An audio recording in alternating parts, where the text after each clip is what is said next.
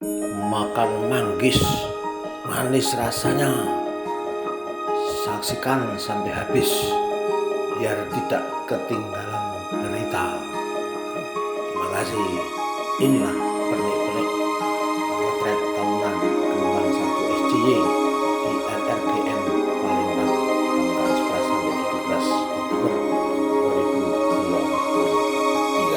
2023. Terima kasih.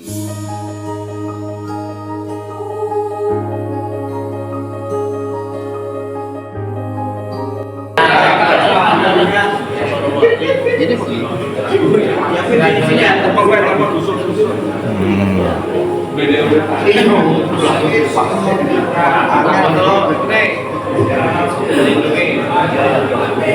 Godengan wae yo, godengan wae. Sama plastik sih. Kita akan berikan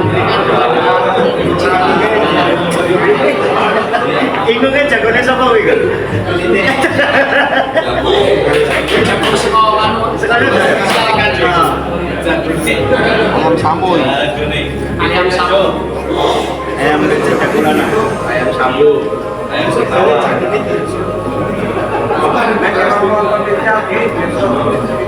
Siapa membantu? Nanti ada langsung masuk YouTube ini. Ya. YouTube kata-kata terakhir dulu. Kata-kata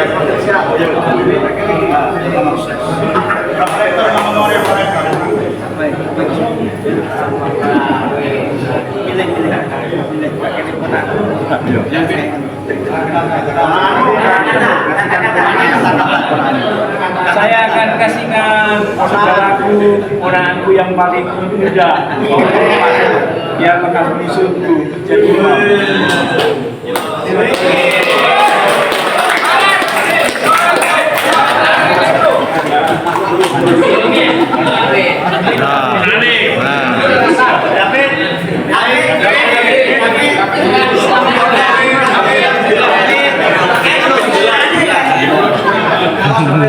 Mari selamat makan, terima kasih.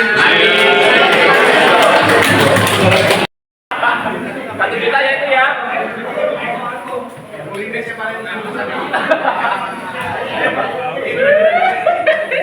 Kenapa Gowo? Dorong, kali kasih bensin. Dapat. Mana?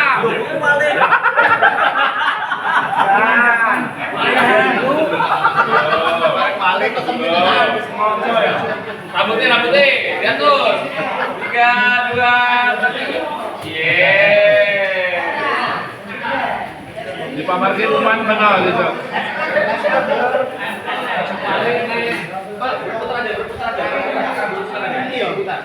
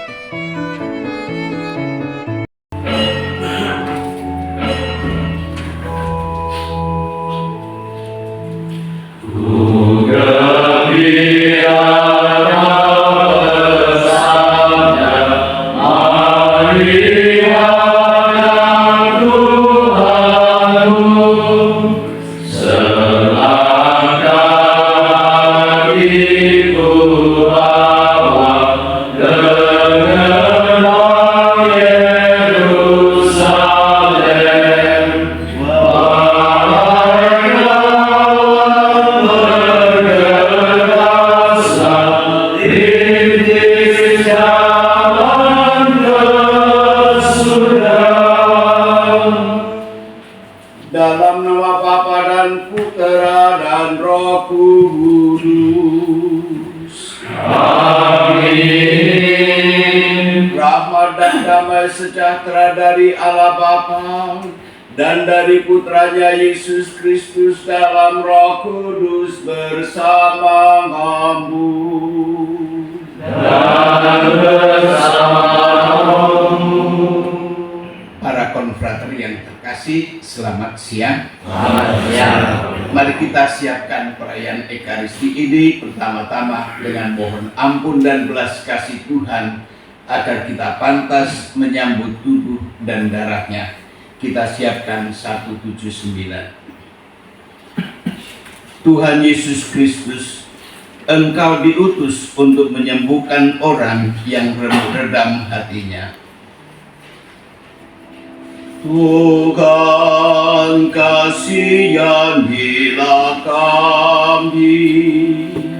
Tuhan, kasihanilah kami. Engkau datang untuk memanggil orang yang berdosa. Kristus, kasihanilah kami. Kristus, kasihanilah kami. Engkau duduk di sebelah kanan Bapa sebagai pengantara kami. Tuhan, kasihanilah kami. Tuhan, kasihanilah kami. Allah yang Maha Kuasa mengasihi kita, mengampuni dosa kita dan mengantar kita ke hidup yang kekal. Amin. Marilah berdoa. Dengan gembira bersama melangkah, kita semua menghadap Tuhan. Tepukkan tangannya di sukaria, sebab besar kasih setianya.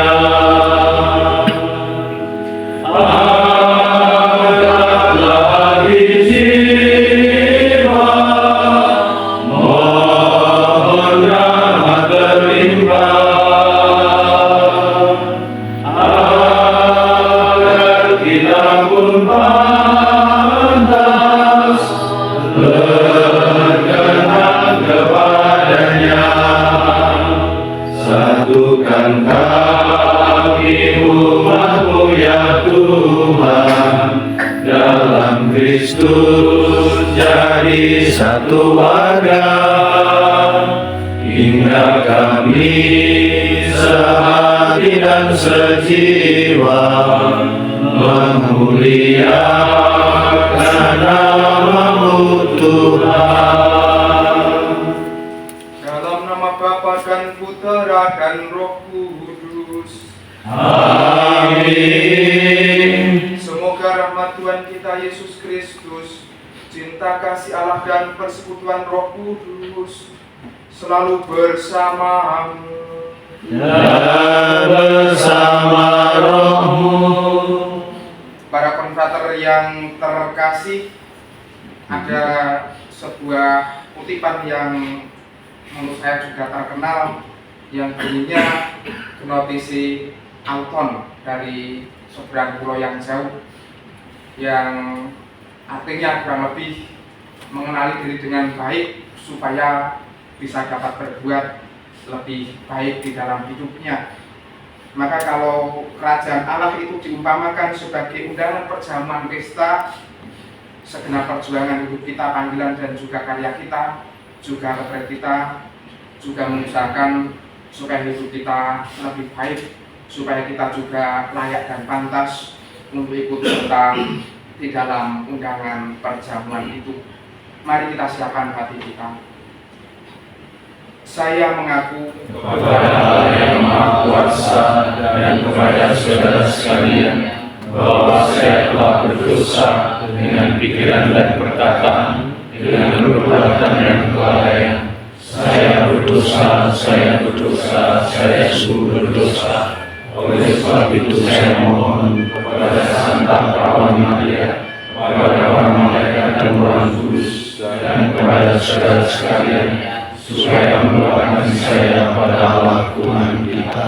Semoga Allah yang Maha Kuasa mengasihi kita, mengampuni dosa kita, dan mengantar kita ke hidup yang kekal. Amin.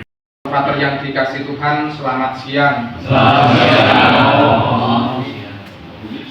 Pada awal ketika lapisan saya masih baru sekali, awal 2018, SD wilayah Papua itu mengusulkan untuk paskan supaya tukar mimbar. Lalu saya berharap untuk dapat tugas di Kokonau karena waktu itu saya di Biak dan benarlah juga waktu itu dapat di Kokonau, mungkin juga salah satunya saya disemangati oleh Pastor Warjito pada waktu itu. Singkat cerita, saya dapat bagian barat jauh, lalu saya bersama Bunda Sigit, saya diantar ke Yapakopa, di Kotowe Guru, lalu tengah itu masih ada namanya Yapakopa. Saya katanya harus jalan kaki karena perahunya nanti nunggu di dari Yapakopa ke Sri Kotowe Guru ke Yapakopa, terus nanti baru sama-sama dengan Bunda Sigit lagi. Sesudah Kamis Putih sore saya berjalan menuju Yapakopa, ketemu mama-mama di pinggir pantai mau pergi mancing, lalu saya tanya, saya bersama bapak guru satu dan juga anak gunung namanya Jerry yang belum pernah juga ke tempat itu. Saya tanya kepada mama itu, mama kalau ke Yapakopa itu kira-kira berapa jam ya? Lalu mama itu diam saja. Saya agak sedih juga, lalu kemudian kami melanjutkan perjalanan. Karena itu juga sampai sesudah kurang lebih 20 meter baru mama berteriak, anak Mater, 1 jam. Lu kok gak bilang dari tadi? Mama kan harus lihat dulu anak Patar ini jalan kah cepat kah, lambat kah.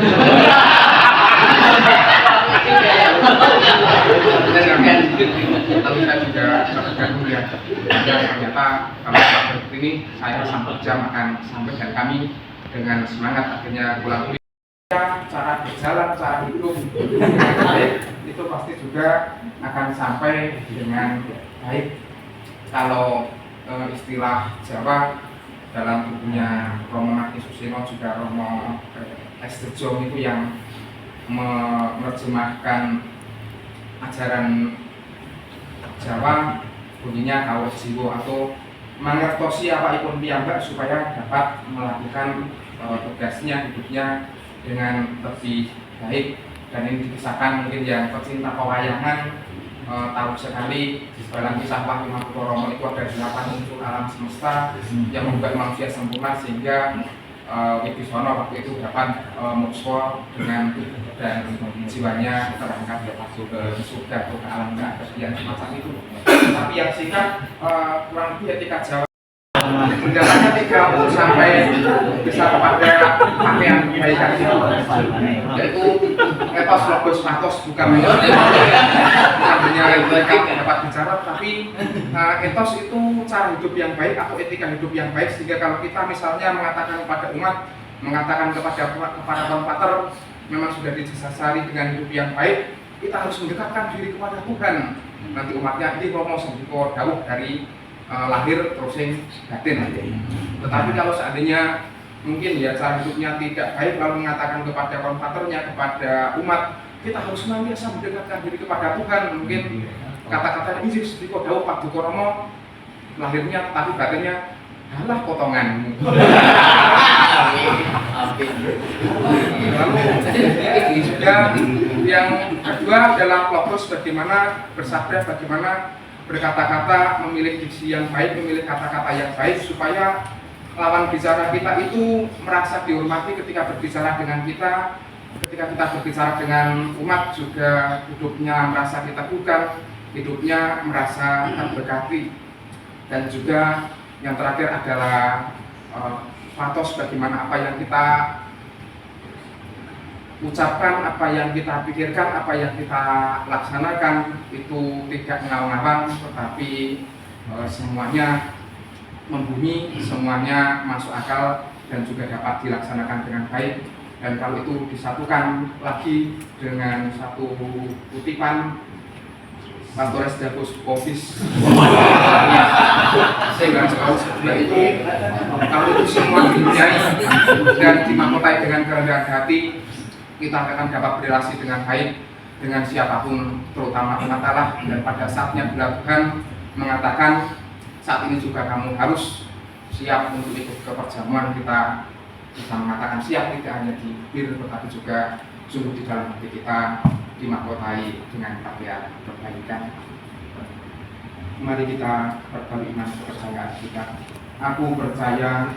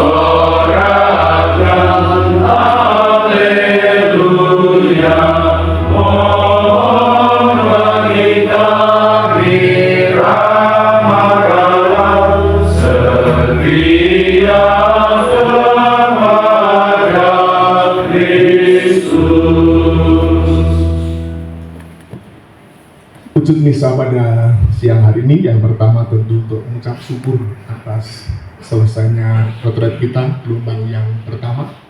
Semoga kita tidak hilang ingatan akan kasih dan kebaikan Tuhan. Yang kedua, mohon penyertaan Tuhan untuk perjalanan kita semua, baik hari ini maupun besok. Semoga dalam kasih dan pelindungan Tuhan. Yang ketiga tentu untuk konfrater kita yang sedang sakit, semoga mereka semua boleh mengalami kebaikan dan kasih Tuhan, lebih-lebih melalui konfrater, melalui seluruh umat. Dan yang terakhir tentu untuk Romo Trisna yang merayakan Romo Wasiso yang merayakan ulang tahunnya. Semoga panjang umur, sehat dan bahagia. Dalam nama Bapa dan Putra dan Roh Kudus. Amin. Rahmat dan damai sejahtera dari Allah Bapa dan dari Tuhan kita Yesus Kristus bersamamu. Dan bersama rohmu. Aku telah disalibkan bersama Kristus, namun aku hidup. Tetapi bukan lagi aku sendiri yang hidup, melainkan Kristus yang hidup di dalam aku. Aku hidup dalam kepercayaan akan Putra Allah yang telah mengasihi aku dan telah menyerahkan dirinya bagiku. Hari ini kita memperingati Santo Ignatius dari Antioquia, seorang uskup dan martir yang wafat pada tahun 107, hidup pada zaman awal gereja. Bagaimana ia benar-benar mengenal Kristus Sang Juru Selamat, berperan dalam gereja Yesus Kristus, Bahkan dia juga yang mulai menggunakan istilah gereja Katolik. Semoga berkat doa dan teladannya, kita semua juga semakin mengenal Kristus, ikut ambil bagian dalam karya-karyanya, melalui kebersamaan kita dalam kehidupan kongregasi SCI ini. Agar kita semua layak dan pantas ikut ambil bagian dalam peristiwa penyelamatan ini, marilah kita nyatakan sesal dan tobat kita atas segala dosa, kelemahan, dan kekurangan kita. Kepada Allah yang Maha Kuasa dan kepada saudara sekalian, bahwa saya telah berdosa dengan pikiran dan perkataan, dengan perbuatan dan kelalaian. Saya berdosa, saya sungguh berdosa. Oleh sebab itu saya mohon kepada Santa Perawan Maria, kepada para malaikat dan orang kudus, dan kepada saudara sekalian, supaya mendoakan saya pada Allah Tuhan kita. Semoga Allah yang Maha Kuasa mengasihani kita, mengampuni dosa kita, dan menghantar kita ke hidup yang kekal. Amin. Tuhan kasihanilah kami. Tuhan kasihanilah kami. Kristus kasihanilah kami. Kristus kasihanilah kami. Tuhan kasihanilah kami. Tuhan kasihanilah kami. Marilah berdoa.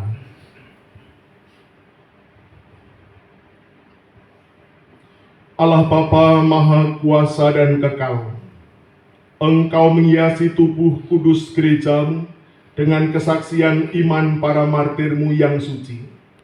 Semoga kemartiran yang memberikan kemuliaan kekal kepada Santo Ignatius dari Antioquia senantiasa menjadi perlindungan bagi kami dalam menjalani hidup sehari-hari. Demi Kristus Tuhan dan Juru Selamat kami. Amin. Haleluya, haleluya. Haleluya, haleluya, haleluya. Sabda Allah itu hidup dan penuh daya, menguji segala pikiran dan maksud hati. Haleluya, haleluya, haleluya. Tuhan bersamamu. Dan bersamamu. Inilah Injil Yesus Kristus menurut Lukas. Muliakanlah Tuhan. Pada suatu ketika selesai mengajar, Yesus diundang seorang Farisi untuk makan di rumahnya. Maka masuklah Yesus ke rumah itu lalu duduk makan. Tetapi orang Farisi itu heran melihat Yesus tidak mencuci tangan sebelum makan. Lalu Tuhan berkata kepadanya, "Hai orang-orang Farisi, kalian membersihkan cawan dan pinggang ke bagian luar, tetapi bagian dalam dirimu penuh rampasan dan kejahatan. Hai orang-orang bodoh, bukankah yang menjadikan bagian luar, dialah juga yang menjadikan bagian dalam? Maka berikanlah isinya sebagai sedekah, dan semuanya akan menjadi bersih bagimu." Demikianlah sabda Tuhan. Terpujilah Kristus.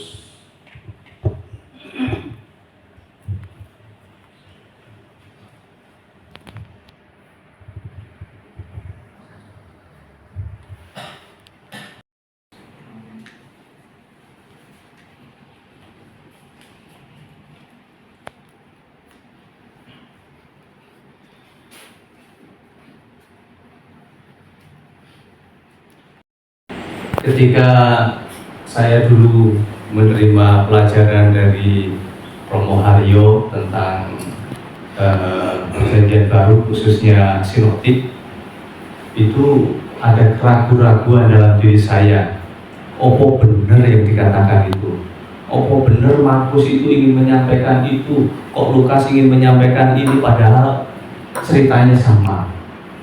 Begitu meyakinkan Romo Haryo itu menyampaikan ini loh yang mau dikatakan oleh Markus. Kok ngerti-ngerti nih, padahal sudah lama sekali kan tidak mengenal Markus. Nah, hal yang sama itu kemarin saya rasakan ketika mendengarkan Romo Yudis. Oh iya, yang dikatakan Romo Yudis itu yang dipikirkan Pater Dehon, gitu ya. Kok sepertinya begitu tadi dikatakan oleh Romo Pujo, kok Pater Dehon sepertinya hidup sekali, seperti yang disampaikan oleh Romo Yudis. Padahal dokternya itu belum selesai.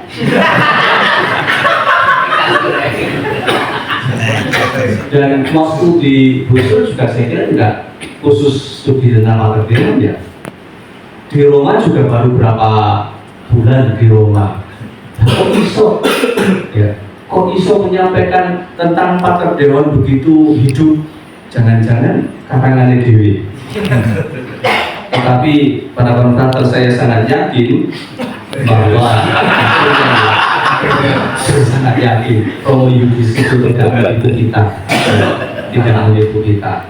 Yang disampaikan itu sungguh lahir dari bukan hanya studinya, tetapi dari kecintaannya kepada Pater Dehon. Maka saya sangat kagum dengan Romo Yudis, walaupun waktu untuk menyiapkan itu sempit sekali, ya, dan juga waktu studinya di Kolonial itu juga saya kira belum terlalu lama, tetapi saya kira menyampaikan pemikiran-pemikiran Pater Dehon itu lebih hidup daripada yang sudah lama-lama. Menurut saya begitu ya. Ini yang kesan saya, maka mudah-mudahan ini mewakili kesan kita semuanya. Amin. Mana Pater Dehon dihidupkan kembali pemikiran-pemikirannya, sistematisasinya, spiritualitasnya, sehingga memang bisa menyemangati kita, menghidupi kita. Maka sekali lagi terima kasih kepada Romo Yudis, kita beri aplaus.